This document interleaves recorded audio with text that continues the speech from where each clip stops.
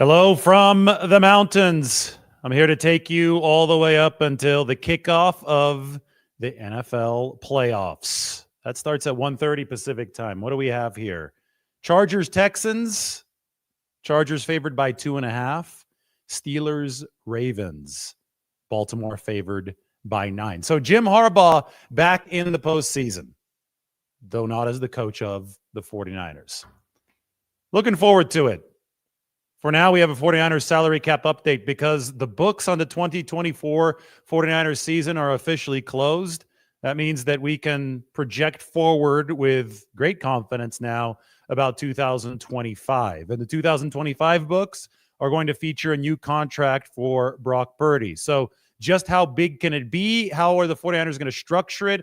Are they in trouble, or are they in really, really good position to give Brock Purdy the mega deal that he deserves and he will command based on the quarterback market? Well, first I can tell you that the 49ers are going to carry over the most salary cap space in the entire league to 2025, about $50 million.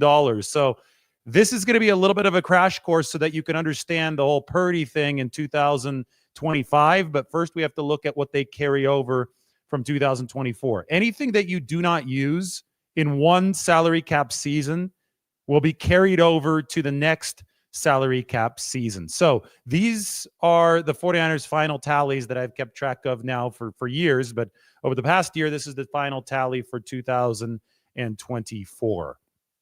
All the pay, all the dead money, all the practice squad pay. There were IR cap hits at the end of the season for the 49ers as well.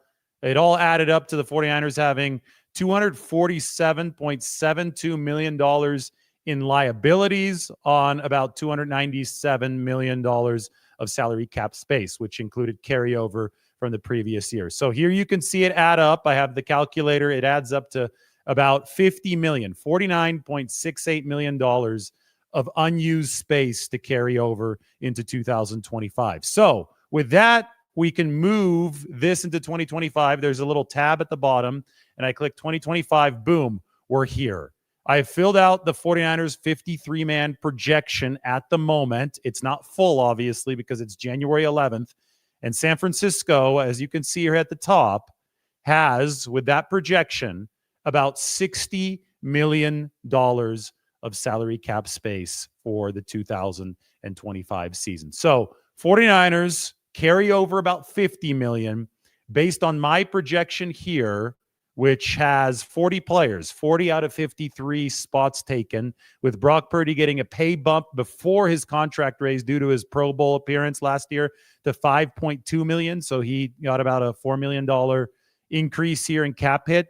The 49ers, with the carryover money, with 13 players left to sign and with Brock Purdy left to extend, the 49ers have about $60 million to do business for the 2025 season. Now, that is really, really rudimentary, but they're going to go through some maneuvers here beyond just signing players to make sure that they're appropriately cap compliant for the 2025 season. I think they're going to re-sign George Kittle. Re-signing George Kittle will actually save the 49ers 2025 money. I'll explain how when we delve into the Brock Purdy contract structure, but just here, zoom down, look at George Kittle's cap hit next year is $22 million. That's really high, but George Kittle's also on the lame duck season of his contract. He happens to be a future Hall of Fame tight end. He's somebody who I think is the best tight end in the game right now. He is seemingly entering his prime. He's as healthy as he's ever been after his season. George Kittle is a no-brainer to extend if you're the 49ers. And if you can do that, you could bring the cap hit down from probably $22 million to about $10 million. I'm going to make the change really fast here. Look, $10 million. All of a sudden, the 49ers have $71.66 million of cap space. The way this works is it's a pushing the money back kind of thing. And it makes sense to push the money back if the salary cap keeps on growing, which it has consistently grown over the lifespan of the salary cap, which dates back to the early to mid 1990s. To illustrate, let me show you Brandon Ayuk's contract. And we can also use this to predict Brock Purdy's contract structure. But this is Ayuk.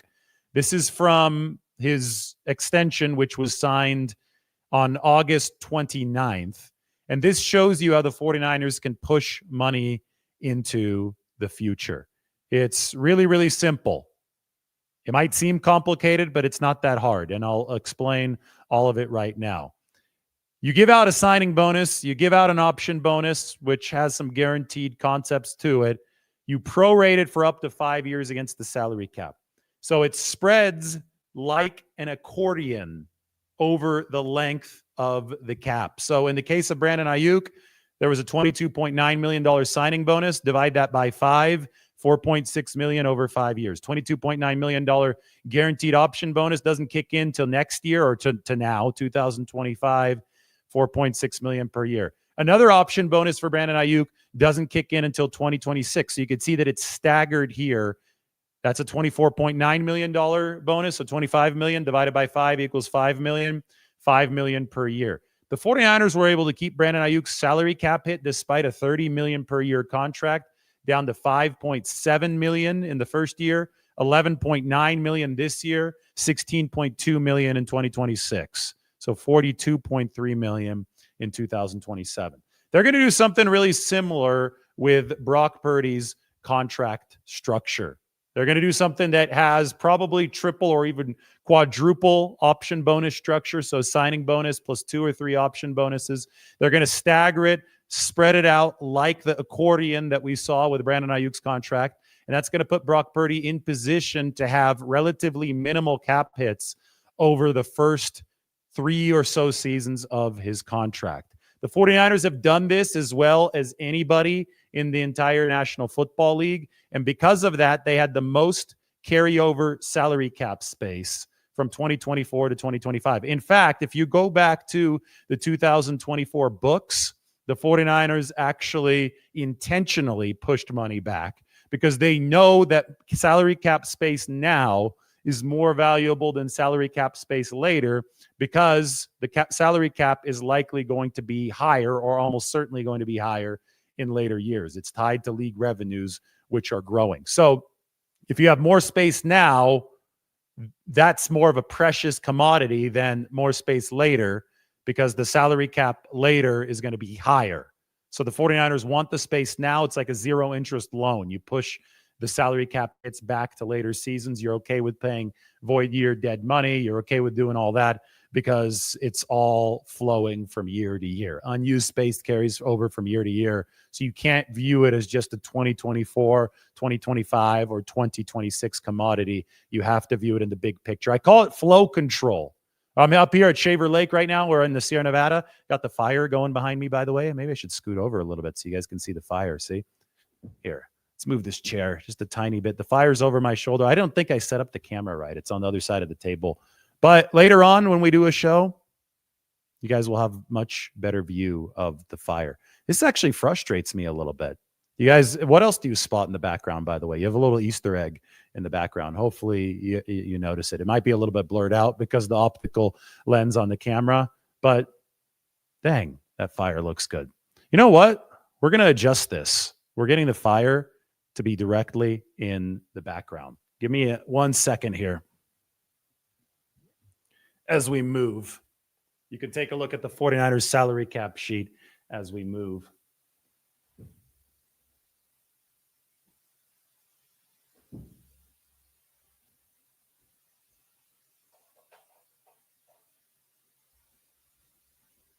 All right, I have no idea how this is going to look. I think it looks a little bit better. We're going to have to do one more slight move of the camera.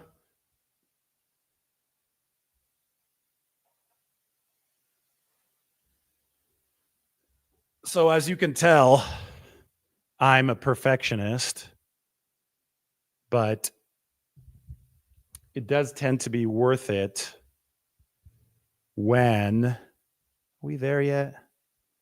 Maybe not fully. When you get that perfect shot. I think we're almost there. This is what I do when the 49ers exit the playoffs early. I have a lot more time to focus on stuff that may not matter to anybody else, but matters to me. but matters to me. And look, we still have the Easter eggs in the background. They still fit in there. So go ahead and comment if you see them. But you can go ahead. Currently reading those 2 Easter eggs. All right, here we go.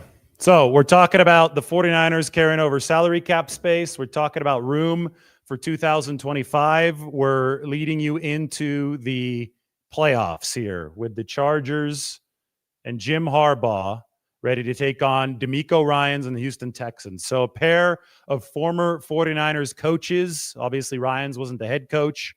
He was the defensive coordinator under Kyle Shanahan, but those 2 guys are going to go at it here in the AFC wildcard round. That game projected to be closer than Ravens-Steelers, although you never know. And Lamar Jackson, as always, until he actually gets it done, has quite a bit to prove in the NFL postseason. We're going to be live after every single one of these playoff games. And if the lighting works, right now I had to close the window shades behind me. If the lighting works, I will do a show from outside here in the Sierra Nevada. We'll get a view of Mount Whitney in the background. It'll be really cool. Mount Whitney's the highest peak in the 48 states. I think I want to go back to contract structure and talk a little bit about Brock Purdy's deal, because so many people are getting tied up right now on APY, and it's ridiculous. It's a fake debate. Anybody talking about 50 million, 55 million, 60 million, and then you got Chris Sims trying to parachute in and be a contrarian and say 25 million for Brock Purdy, which just sounds idiotic. But anybody talking in these types of numbers is just talking to talk. It's not going to be average per year that determines whether or not this is a good deal for Brock Purdy, or even determines this deal at all. That's a number that includes non-guaranteed money. It's a number that can be easily fidgeted with. It's a vanity number. I don't think Brock Purdy is in this for vanity purposes. What's going to matter is Brock Purdy's contract structure. So looking at a deal for Brandon Ayuk, you can see why structure is important, because the 49ers are able to keep the cap hits low in the first 3 years. As long as they can do something similar with Brock Purdy, they don't care if it's 60 million APY or 65 or 55. That, again, is a vanity number. It probably matters more to the agents in the NFL than it actually does to the players, although I'm sure some players care. Trent Williams won at the top left tackle money over David Bakhtiari back in 2021.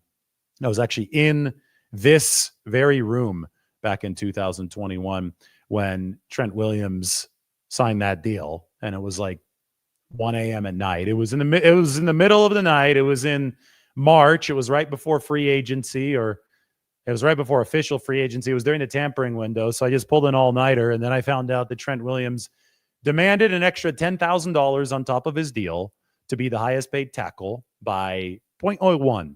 It was 123.01 versus 123 million for David Bakhtiari. And Trent Williams at that point had the bragging rights, and David Bakhtiari called him petty. I think that the lesson to be learned there is that when we look at APY, it is at best a petty conversation, but it's also because people don't actually know what they're talking about regarding the salary cap. So they want to simplify things in their minds, but it's just not going to work in that way. Fully guaranteed money is much more important because it's going to tie more directly into this structure.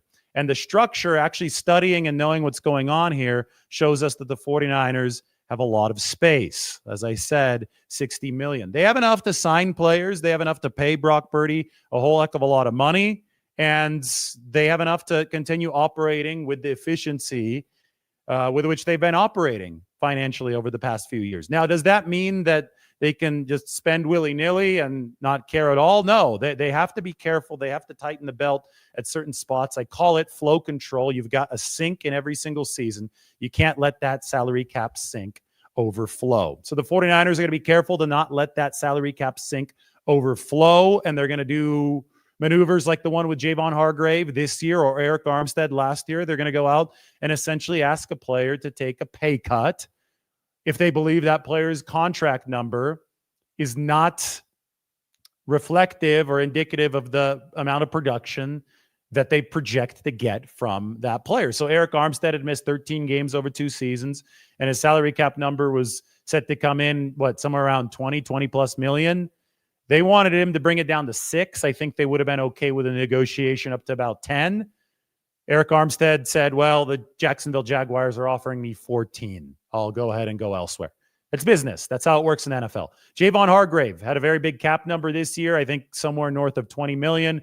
49ers got ahead of that one. I think there were some bad feelings between them and Armstead, at least from Armstead's side last year when they asked him to take the pay cut after the Super Bowl. So this year they got ahead of that earlier, and they said they plan to release Armstead with a post-June 1st designation. And he can re-sign with the 49ers at any time. They could rework it now if he wants to, but he'll have the ability to test his market. They're interested in bringing him back. I would think that the price point will be about similar to what the 49ers were willing to pay Eric Armstead, and that was $6 million, but maybe with some expandability past that. The bottom line is if you can get Javon Hargrave, who's been a productive pass rusher, but not an A-list pass rusher the way that he was for the Eagles, but he's been productive with the 49ers. If you can get him at $5 or $6 million, you'll be happy. If Javon Hargrave wants to walk, if he's not interested in that kind of money, if a bad team offers him more than $10 million, well, the 49ers let him walk. That's how you manage the salary cap with as much efficiency as possible. Bill Walsh, that's right there. Bill Walsh, that's the Easter egg behind me. You see the two books.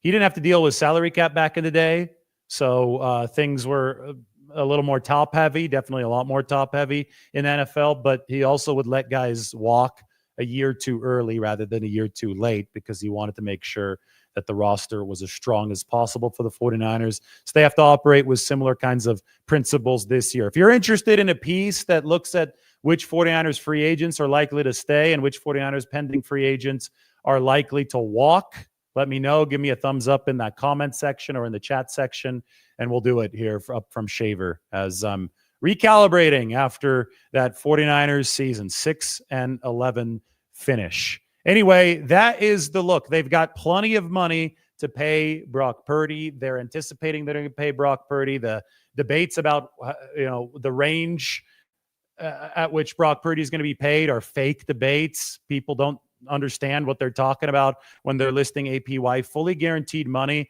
is going to be much, much more important. And on that note, fully guaranteed money, why don't we take a look at over the cap? We can see where these quarterback contracts are coming in. Dak Prescott is at the very top at $60 million per year in APY. Joe Burrow, 55. Jordan Love, 55. Trevor Lawrence, 55. I mean, Purdy is more accomplished than anyone on that list except for Burrow, who's also made a Super Bowl and obviously lost in that Super Bowl to the Los Angeles Rams. Tua Tagovailoa, Jared Goff. I mean, all these players, they're in the 50s. So Brock Purdy's probably going to be in the 50s in APY, but that doesn't really matter. It's the fully guaranteed money that we can sort through here. And there we can ignore Deshaun Watson's deal because that one is a ridiculous outlier. But we can go to Burrow's deal. We see 146.5, Lawrence 142, Lamar Jackson, who's playing a little bit later tonight, 135. We'll get to see Justin Herbert here in about 20 minutes, 133.7. So Purdy should be somewhere right up here in terms of fully guaranteed money. Now, the media is not going to heavily publicize that. They're going to talk more about the APY because, again, most people don't know how these contracts work. But it's this column right here that's going to matter. Sorry if it's too small on your screen. I could try to zoom in a little bit, but if I zoom in, then it might just, maybe it will work. Let's see. Yeah, possibly this is going to be a better look at it for you. Let's try this. Fully guaranteed money is now going to be on your screen in a much more readable fashion. There you go. So Deshaun Watson, who just tore his Achilles again, cementing that as the worst contract in NFL history, is at the very top. But as you can see, every one of these deals has essentially used previous high watermarks as a reference point. So this thing has grown over time, and Burrow is the top at 146.5, but Lawrence is in the same ballpark. Lamar Jackson a little bit lower. Herbert, all same ballpark. It's an incremental climb until you have this complete outlier with Deshaun Watson. And the reason that it remains an outlier, even now, a couple of years after it's been signed, is because nobody's been stupid enough to use that as precedent. Every other team has said, okay, wait, we're going to sit back and we're going to determine this based on other quarterback contracts. The Deshaun Watson thing is going to be out there in outer space. It's not going to be an actual parameter for a contract. So that's where Watson is right now. This is where Burrow is. I would expect Purdy to come in somewhere in this range of fully guaranteed money. Prescott's at $60 million per year, $129 fully guaranteed money. Maybe we have Purdy come in the 130s, maybe in the 140s.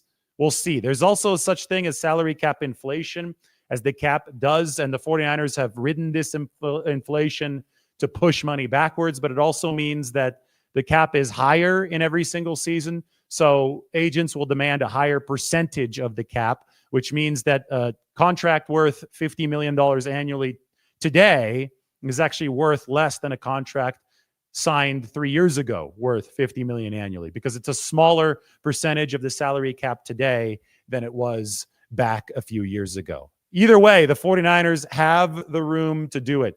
$60 million in salary cap space. And now we've got 20 minutes to take you up until kickoff of this game, the Chargers against the Houston Texans.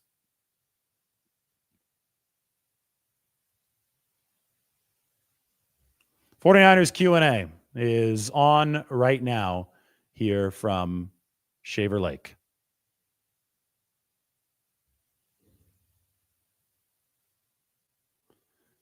So Clinton says Purdy and Dak are not even a comparison. Dak is horrible. I don't think Dak is horrible, but I think Dak is a great illustration of the quarterback market, because Dak Prescott is not a great quarterback, yet Dak Prescott is at the very top of the market at $60 million per year. So that shows you two things. It shows you that the market is the market, and it also shows you that APY is a little wild. It's not a very smart way to look at the ranking of these contracts.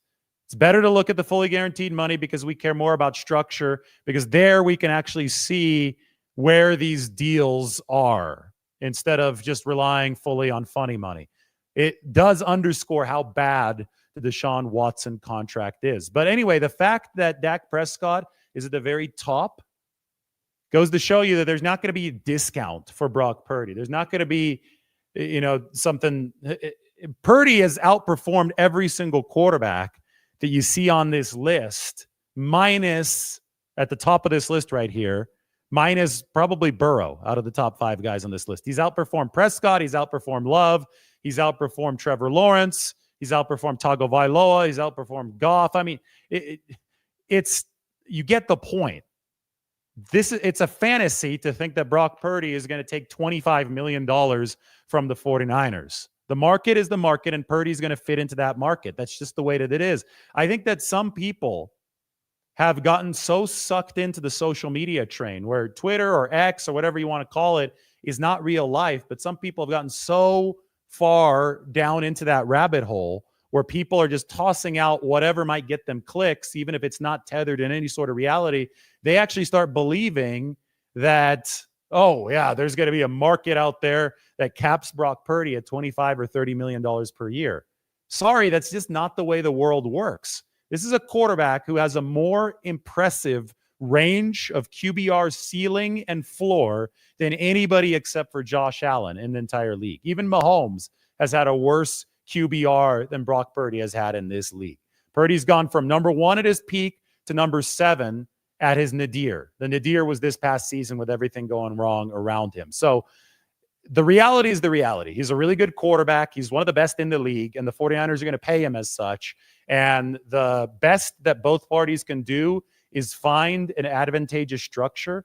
I think that the 49ers did find an advantageous structure with Brandon Ayuk last year, that they've generally found a good structure that they can wiggle out of after a couple years, but also one that keeps the salary cap low in early term years. They've generally found that with all of their big money deals. The toughest one to swallow for San Francisco was Nick Bosa's deal. He's the one that truly won his negotiation, I think, if we're going to look at this as wins and losses, player against team. But generally, you want the player and the team to reach a compromise. That's how you get both parties to sign on the dotted line. And I think that even in the case of Bosa, the 49ers left saying this was worth it. We needed Nick Bosa on the team. We have contractual control of one of the best defensive players in football. We were able to keep the salary cap hits low and surf that salary cap wave moving into the future. And, any extra money there, any extra filling of that sink that you don't want to overflow, that was the cost of doing business. With the Brock Purdy deal, well, he's got even more leverage than Bosa because he's a quarterback. There's going to be a certain cost of doing business. But given the structures that we've seen in the past, I think it's fair to say that the 49ers will be prepared for it. All right, we're going here for some questions. How many people do we have on, Mike? I think you just texted me, actually. Have a nice crowd. It's good. I'm seeing, because I could see only the cumulative number. I'm curious how many we have on YouTube, how many we have on Twitter, all that good stuff. Why isn't Israel Abanikanda on my spreadsheet? No, they didn't cut him, but my spreadsheet only projects the 53-man roster for next season. So this right here, this is the cap spreadsheet for 2025. Since Abanikanda wasn't even active at the end of the season, I can't project them to the 53 for 2025. 49ers had only one running back healthy to finish that game, the finale against the Arizona Cardinals, and it was Patrick Taylor Jr. Abanikanda was sitting there inactive, which I found hard to believe. So he really must have not impressed the 49ers. And because of that, I'm not projecting him to make 2025 53. He's still under contract. He can still change people's minds over the course of this offseason, but I'm just basing this on the evidence that I have so far. Keyshawn Vaughn was only signed for the year or for the practice squad, depending on which week you looked. So he's not under contract right now for 2025. If you want to follow the salary cap stuff, you can, but if you want to follow the depth chart, just strictly the depth chart to see who's on the roster and who's not, without a projection. Well, it does have a projection, but it has everybody. You can go to this page, and Israel Abanikanda is on this one, but I have him way down here. The left side of the dividing line is the projection to make the 53. The right side of the dividing line is the projection to make or just to be on the 90, but to not make the 53. And then at cut down day in late August, the 49ers will determine who goes to the practice squad after they make their cuts.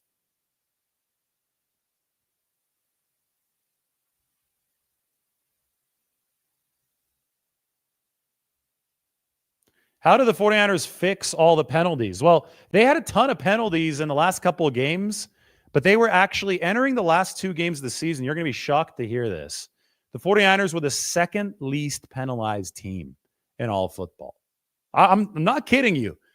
I don't know where they finished ranked. It probably was like number 10, or it probably slid closer to the middle of the pack because they were very penalized there at the end. The whole team, wasn't performing well at the end for San Francisco. And I think everybody sees those last few games and was like, oh gosh, all of this was wrong. And I think there's some trends to take really seriously. And I think the defensive slide was something that the 49ers said, okay, we have to make a change when it comes to defensive leadership. We can't have Nick Sorensen running the show anymore. I think they decided special teams coordinator long before that. But penalty-wise, this team was doing fine up until the last two games. And I think that they're going to view that as a downstream effect of just how poorly the team was playing at the end. They're not going to view this as some kind of systemic issue that they're going to have to figure out how to fix. I think they're playing disciplined football. They're avoiding those pass interference penalties. They were generally avoiding some of the holding penalties earlier in the year. In fact, those probably were the ones that were the highest rate, right? The offensive holding penalties. And a lot of them were on Brendel in the middle. I think he ended up having 4 over the course of the season. I think center's a position the 49ers are going to try to upgrade this season. So there's your answer. It wasn't as dire as it seemed at the end. And some personnel changes, I think, could help the 49ers get even better in that regard.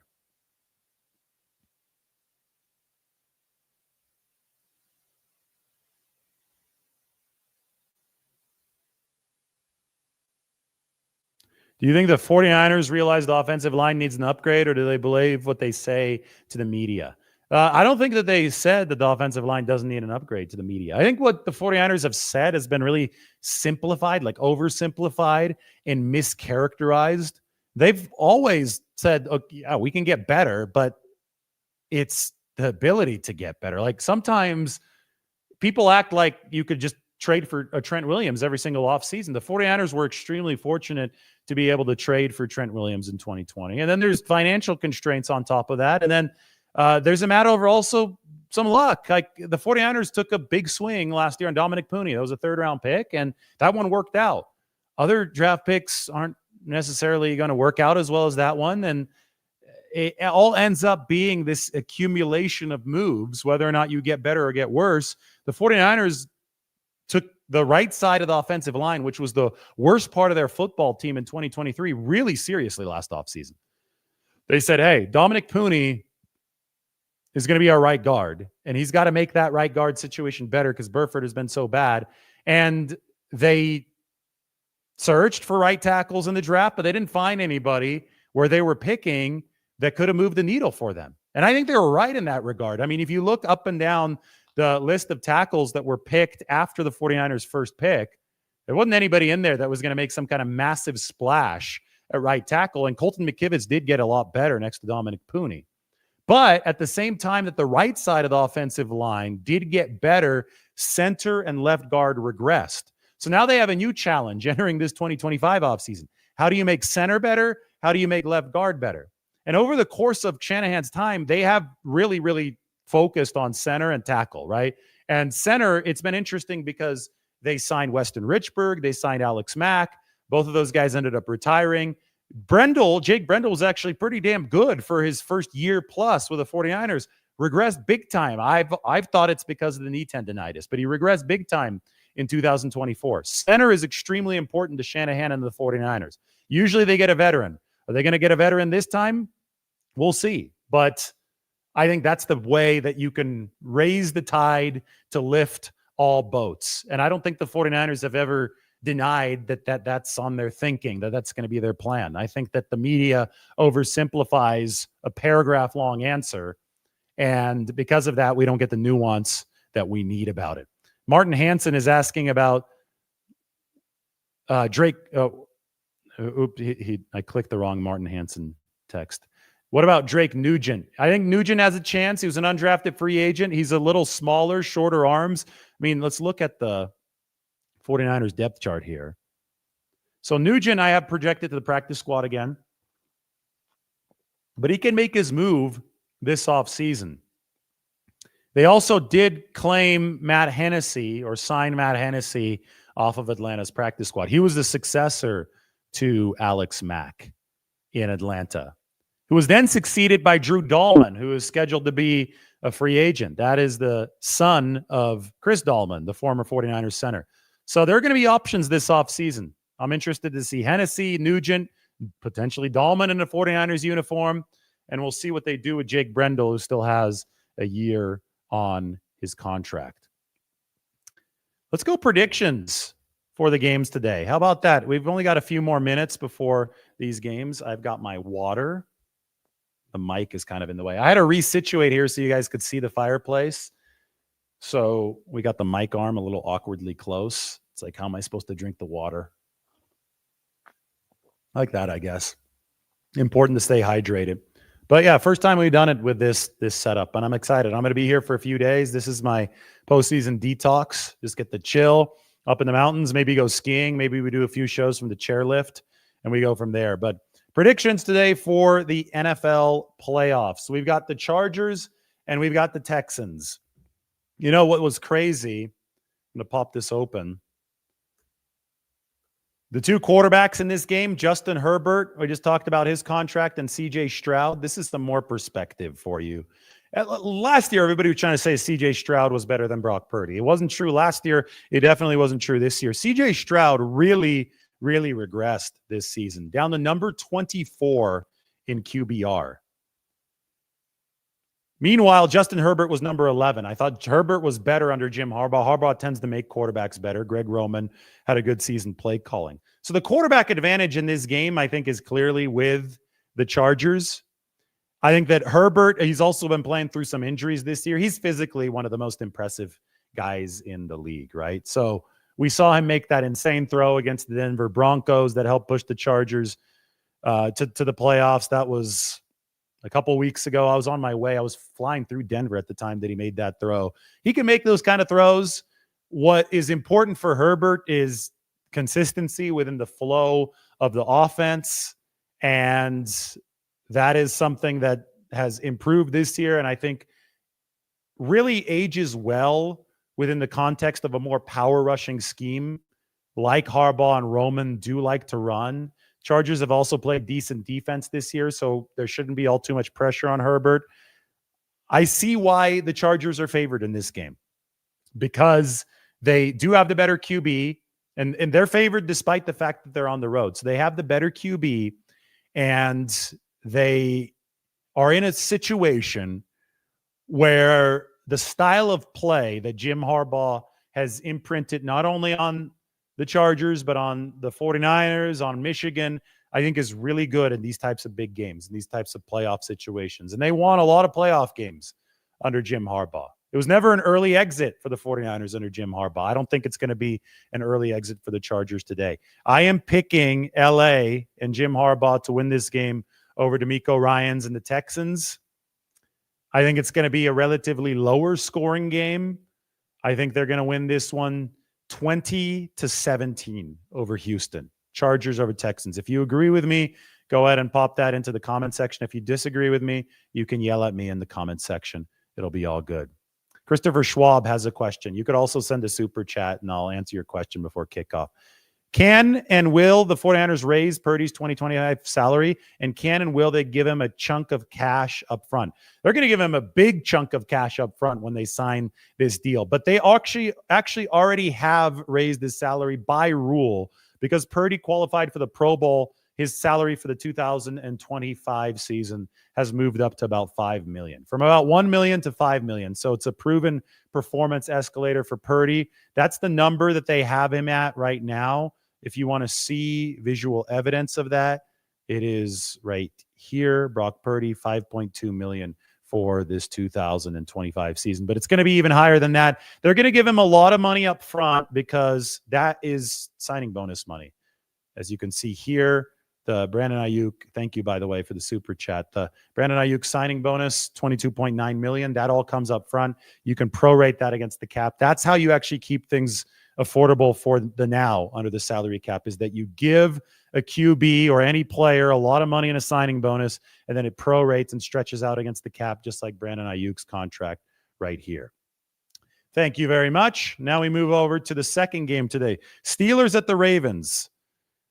So Pittsburgh was playing a lot better until recently. The defense hasn't been quite as good. It seems that the defense is worn down over the course of this season. Russell Wilson in the playoffs is interesting to me, though. Lamar Jackson in the playoffs is interesting to me. I think the 9-point spread is too big for this game. I think the Steelers are going to keep it closer. I think Tomlin is going to find a way to scratch and claw and keep it close. But I do think that the Ravens have started playing much better defense over the course of the year. And that better defense for Baltimore is going to turn into a win here over the Steelers. You know, speaking of that, why don't we look at the final team tier charts to enter this postseason? I think that this is a really, really good way to frame these matchups. So we got it open on Ben Baldwin's website now. Here we go. So we can also put splits into this, but you want to be further to the right and further up on this. Further to the right means better offense. Further up means better defense. So Chargers, Texans. So you've got the Chargers right here. I'm circling them with my cursor. So they've got a good offense, like above average, not great, but a top 5 defense. The Texans, meanwhile, their defense is at the same level as the Chargers, as you can see here. But their offense has been below average. That's the difference between the quarterbacks, right? Herbert, number 11, Stroud, number 24. So there's the difference between the two teams. That's why I say Chargers 20, Texans 17. How about this? Ravens, Steelers. Ravens, really good offense, way over to the right. The Steelers, they're below average offensively, although I think it's gotten better with Russell Wilson. So we'll put on a split here in a second just to see where this is going to go. So the defenses are about the same, Steelers and Ravens, but the offenses are worlds apart. So we've got the Ravens. I'll predict them to win this game, let's say 27-21. I am very curious, though, to just put this since week 10. Let's go since week 10, and let's update it.